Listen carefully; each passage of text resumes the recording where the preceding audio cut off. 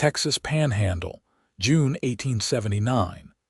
The wind kicked up dust across the open plains as Cade Lawson leaned forward in the saddle, his jaw tight, eyes sharp under the brim of his hat.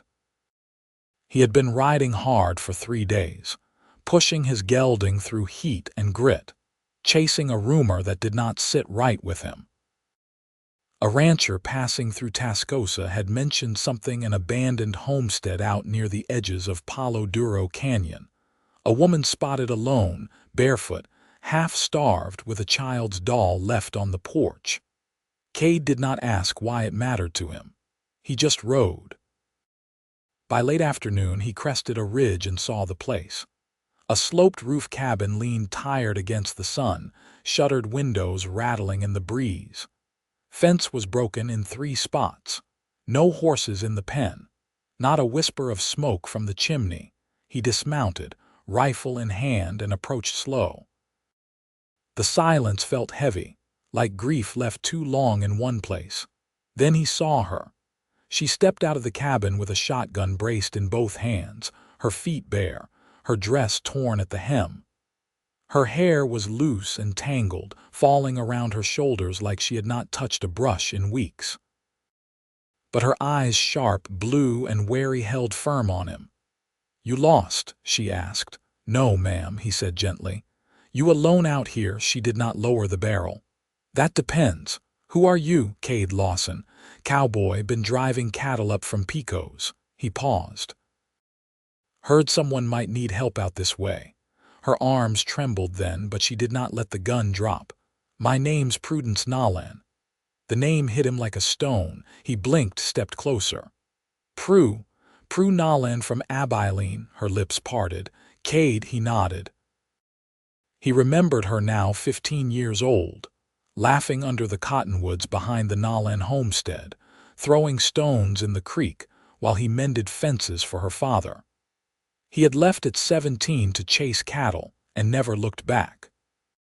She had been just a girl, but now she was a woman, and she looked at him like he was both a ghost and a prayer. Shotgun slipped from her fingers and hit the porch with a dull thud. She swayed, and he caught her before she fell, arms strong around her waist. "I never thought I'd see you again," she whispered. He held her close. "You do not have to be alone anymore." They sat in the shade of the cabin while the sun cooled behind the hills. She brought out a tin of beans and a single apple, which she insisted he take. He refused, split the fruit in half, and gave her the bigger piece. "What happened?" he asked quietly. Prue stared at her hands. "My husband died last winter, fever, buried him out back." Her voice cracked. 2 weeks later, bandits came through, took the horses, the food. "Burned the barn," she swallowed. "My boys." Cade's heart stopped. "You have children?" "Had." Her eyes filled. "Aaron was 7, Abel was 5. They ran when the men came. I tried to find them, but they were gone. I searched for days. Nothing." He reached for her hand. She let him take it. "I lost everything," she said, voice hollow. "No, you didn't," Cade said. "You are still here." Tears streaked her face, but she nodded. That night he built a fire out back and they sat beside it, both too quiet for long talk. Cade watched her trace invisible lines on her skirt, her shoulders tight, her mind far away. "I came back for cattle," he said, "but I think I was meant to find you." She looked at him, eyes searching his face. "Why?" "Because I will not leave you again." She did not say anything, but she leaned against him, and he wrapped his coat around her shoulders. In the morning he fixed the fence and cleaned out the well. She watched him work with a look he remembered from long ago, quiet trust, deep and slow to bloom. She made coffee from the last of her beans and found an old pair of boots that had belonged to her husband. They fit him just fine. 2 days passed. Then 3. He stayed. No questions asked.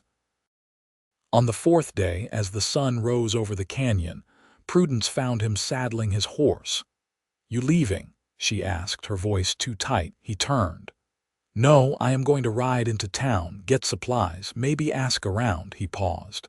See if anyone has seen two boys, 7 and 5, her breath caught. You would do that, he nodded. You said they ran. That means they are alive. Tears welled in her eyes, but this time she smiled. He rode hard again, back the way he had come, and asked at every post, every wagon, every stray rider. On the third day, he reached a ranch near Amarillo where an old woman said two boys had been taken in by a preacher's wife. Starving, scared, but alive. He returned with them both. Prudence dropped to her knees when she saw them, arms wide, tears falling silent as Aaron and Abel ran into them. She kissed their hair, their faces, held them like she would never let go. Cade stood back, watching, his throat thick. Later, after the boys had fallen asleep curled up on the floor with full bellies and new boots, she came to him on the porch. You brought them home. You are their home, he said. She took his hand. You are too now, he pulled her close. I meant what I said. You are not being left again. She looked up at him, eyes full of something soft and steady. Then stay, not for a night. For good. He kissed her slow, the kind of kiss that said forever, and when the wind rose again across the plains, it passed over a cabin no longer empty, a woman no longer alone. A cowboy who had ridden hard, found what he did not know he was looking for, and promised her with every part of himself that she would never be left again. The morning sun stretched long shadows across the prairie grass, and the scent of dew clung to the air. Cade rolled up his sleeves as he hauled water from the well, the rope biting into his calloused hands. Behind him, a thin trail of smoke rose from the chimney, real smoke this time, from a cook fire Prudence had kindled with dry cedar and care. Inside, she shaped dough with slow hands while Abel set the table with a chipped tin plate for each of them. Aaron read aloud from a frayed book, voice low and steady, the words half memorized from nights spent in borrowed homes and church halls. The cabin, once hollow, now echoed with quiet purpose. When Cade stepped into the doorway, Prudence didn't look up.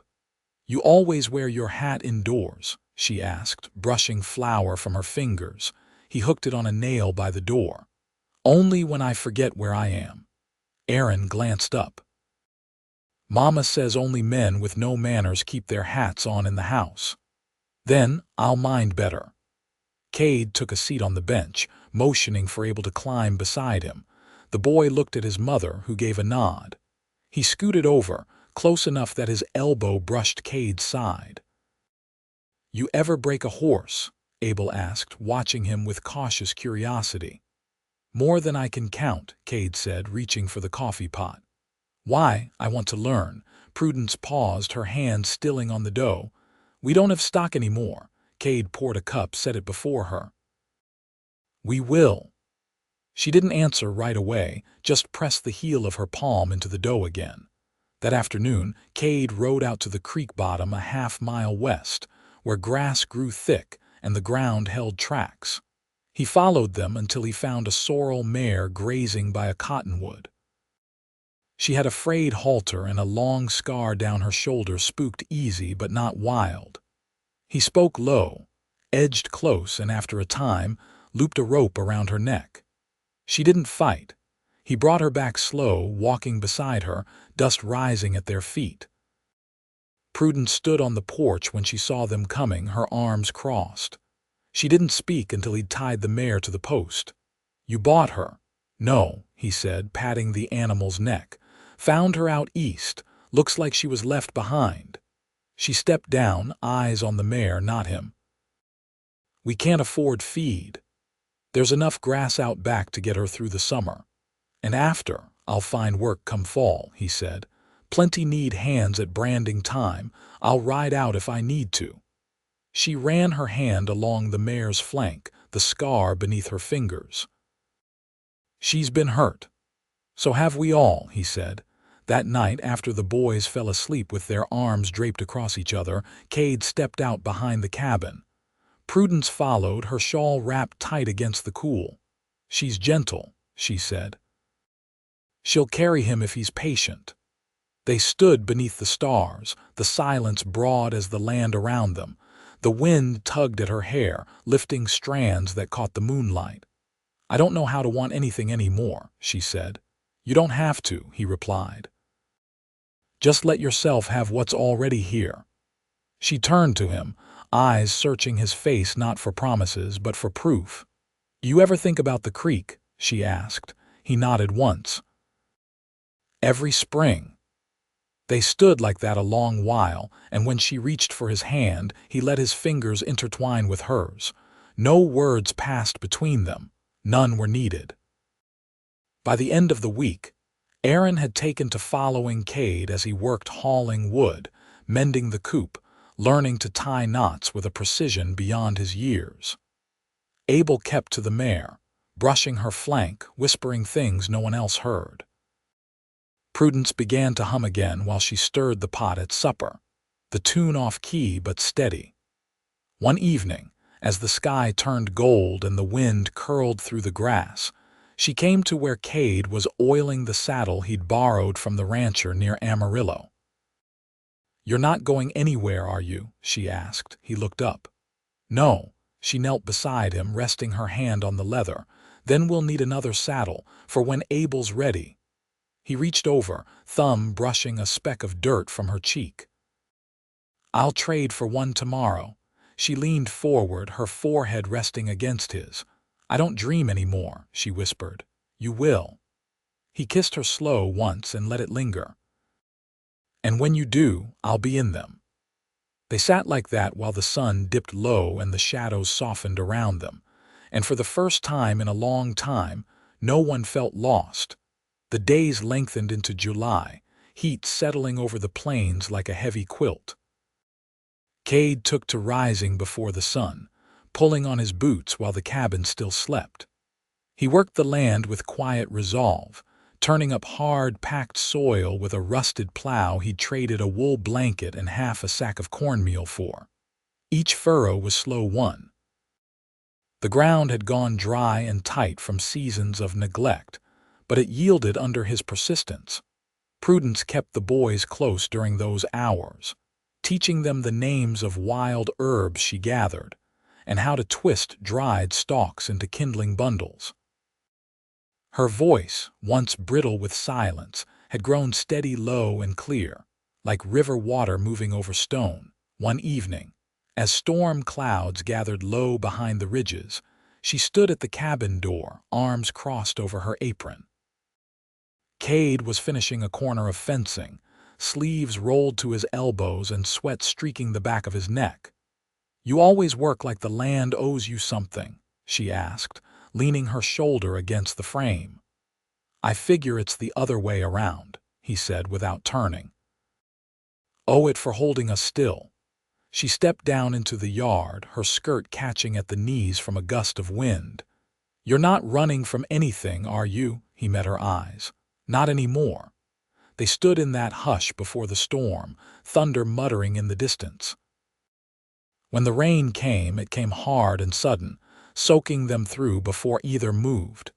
The boys whooped and sprinted barefoot through the yard, arms flung wide, shouting skyward. Cade reached for Prudence's hand. She hesitated, then laced her fingers with his, rain dripping from her lashes. "You ever think about building something new?" she asked. "I do now." She pulled him toward the cabin, laughter catching in her throat. The next morning he saddled the mare and rode west to the river bend, where he'd seen a stand of young cottonwood. He cut 3 saplings, stripped them down, and lashed them to the wagon frame he'd repaired with scrap iron. By dusk, he had the start of a shelter for the tools, a place to store seed if they could get their hands on any. Prudence brought him a strip of salted venison wrapped in cloth. "You plan on planting something before the ground turns again?" "If we can get barley seed," he said, chewing slowly. "Maybe squash near the creek." "You ever farmed before?" "No," he said, "but I've watched men who did. I remember what stuck." She leaned against the wagon, fingers brushing the edge. "You could have turned north, Plenty of ranches need hands. He shook his head. They don't need me like you do. A flush rose in her cheeks, but she didn't look away. I don't want to be beholden. You're not, he said. You're choosing. She studied him, the lines around her mouth softening. It's been a long time since I had that. Then let's keep choosing. That night, after the boys curled into their bedrolls, Cade sat with her beneath the open sky. The storm had scrubbed the stars clean. She rested her head on his shoulder, fingers tracing idle lines across the back of his hand. My mother used to say a good man shows his love in the quiet, she murmured. I don't have many words for it, he said. You don't need any. He turned and kissed her temple, slow and certain. Inside the cabin, the walls still bore the scars of fire-blackened boards, a warped lintel, but the windows had been patched, and the door hung straight now. The boys slept deeper than they had in months, and the mare nudged the fence rail with quiet contentment. At dawn, Prudence rose first. She stood at the doorway with her shawl tucked close, watching the horizon. Cade came to stand beside her, his arm sliding around her waist. You think it'll hold? She asked. This time I do. She leaned into his side. The sun crested the ridge, and the light spilled across the fields bare but full of promise. By late August, the heat had turned brittle. Grass along the ridge dulled to a pale straw, and the wind carried the dry scent of mesquite and old earth. Cade stood at the edge of the cleared field, a sack of barley seed slung over his shoulder, his shirt damp with sweat. He had walked 10 miles to trade for the seed 2 weeks earlier, offering a pair of mended boots and a day's labor at a blacksmith's forge outside Clarendon. Aaron and Abel crouched nearby, pressing each kernel into the furrowed soil with careful fingers. Prudence knelt between them, her braid tucked beneath a wide-brimmed hat, murmuring instructions as her hands moved with practiced rhythm. You reckon it'll take? She asked, glancing up. It'll take, Cade said. If the rains hold another week. She nodded once, not with hope but with quiet resolve. That had become her way. After the last row was covered, they stood together by the fence, watching the wind ripple across the planted ground. Abel tugged at Cade's hand, his voice small. Will we be hungry come winter? No, Cade said. I won't let it happen. The boy hesitated, then leaned into him, and Cade rested a hand on his shoulder. That night the boys slept on the floor as usual, but Prudence lingered by the fire, watching the flames lick low across the kindling. Cade was at the table, sharpening the blade of her husband's old hunting knife with a whetstone he'd found buried in the shed. I saw you talking to the preacher's wife outside the store, she said after a long silence. She asked how you were doing, he answered without looking up. Said she remembered you singing hymns in Abilene, thought your voice could shake the rafters. Prudence huffed softly. That was a long time ago. She said you never missed a Sunday. Prudence tucked her knees beneath her, the fire casting shadow across her cheek.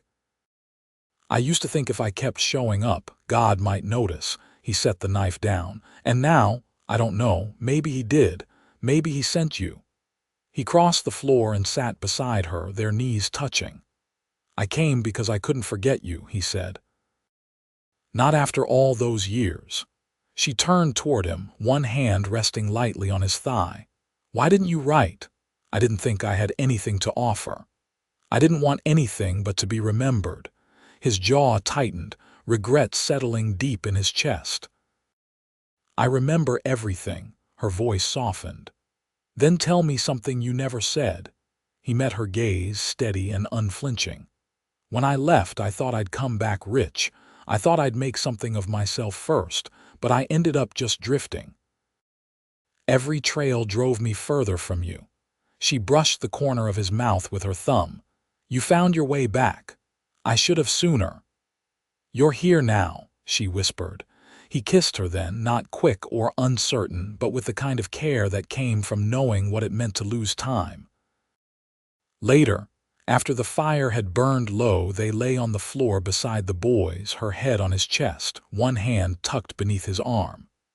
Outside, the wind rattled the shutters faintly, but inside the cabin all was still. Days passed, and the routine grew sure. Cade spent the mornings mending tack for neighboring ranchers in exchange for salt pork and flour. Prudence cut strips of canvas into bandages for the local midwife in town, stitching clean lines with the same precision she once used to hem the boys' Sunday shirts.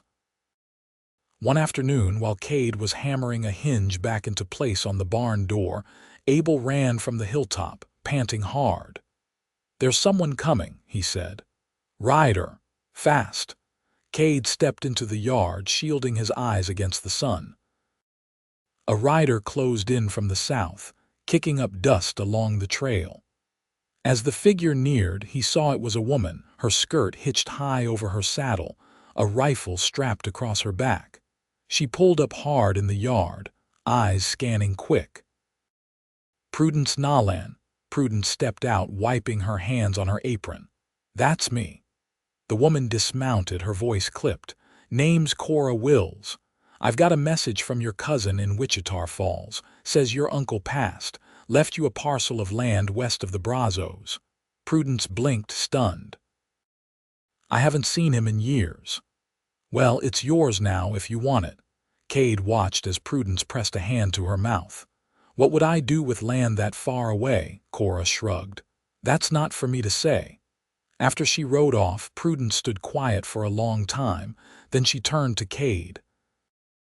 "I don't want to leave," she said. "Not now, not after all this." "Then don't," he said. "We've got land here and love." She smiled, slow and certain. "Yes, we do." He took her hand, and they stood there in the dirt yard, the wind lifting her braid, the barley field behind them catching light like promise. Everything they needed was already growing.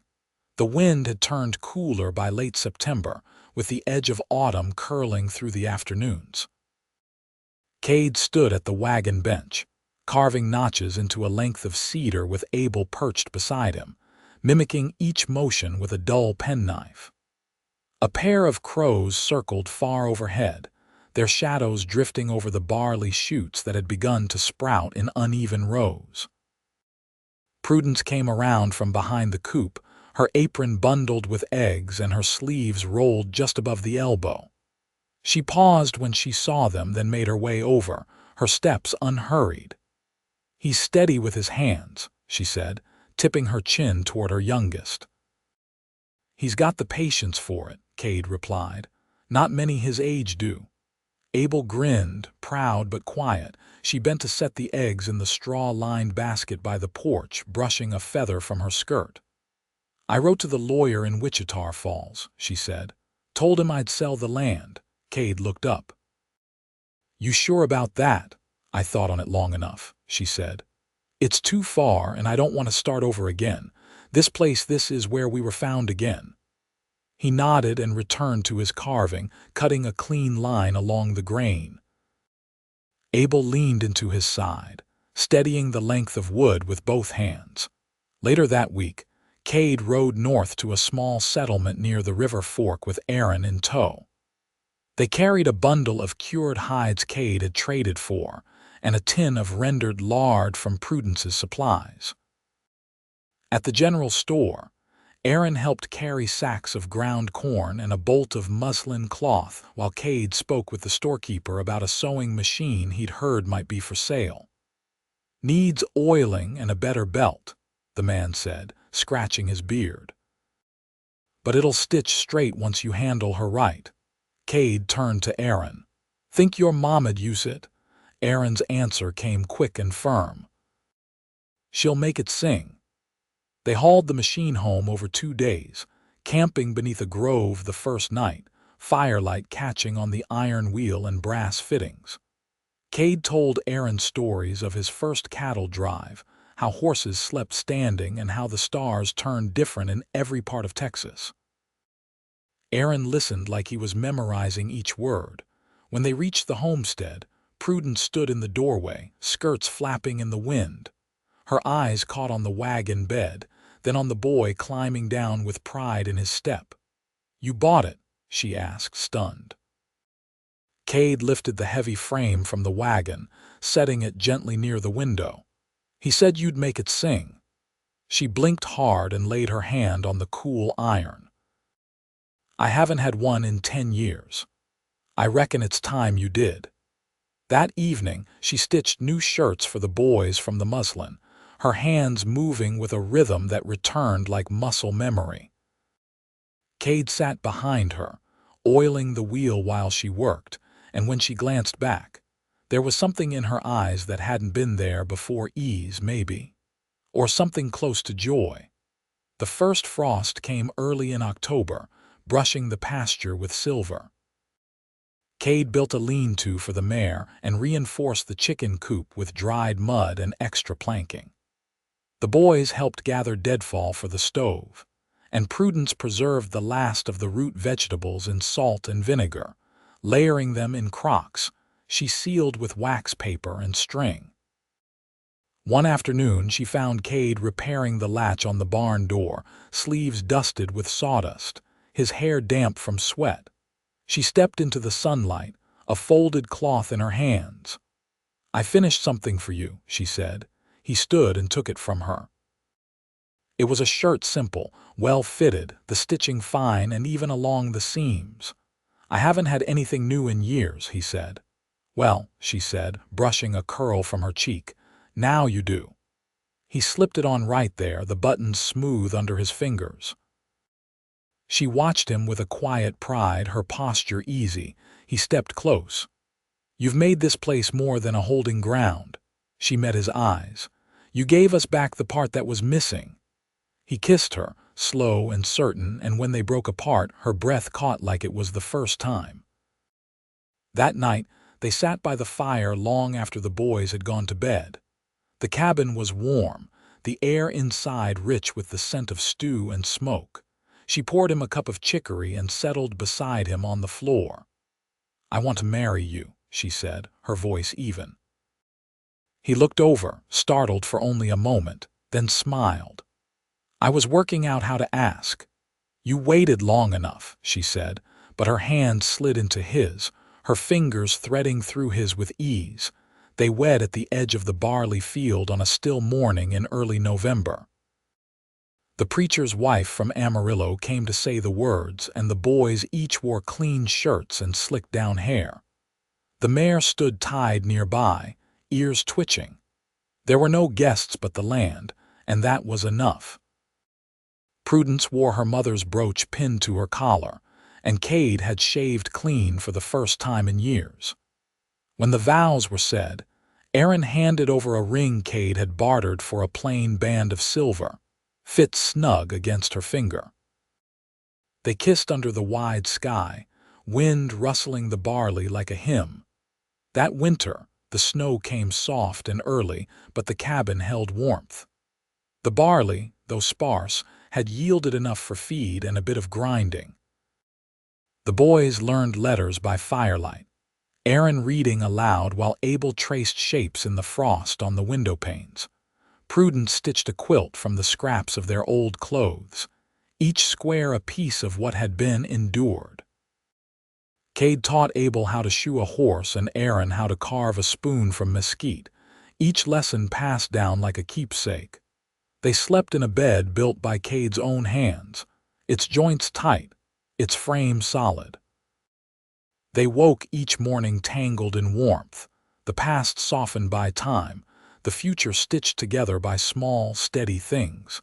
And so they lived not as what they had been, but as what they had made. A family rebuilt not in grand gestures, but in the quiet, enduring choice to stay.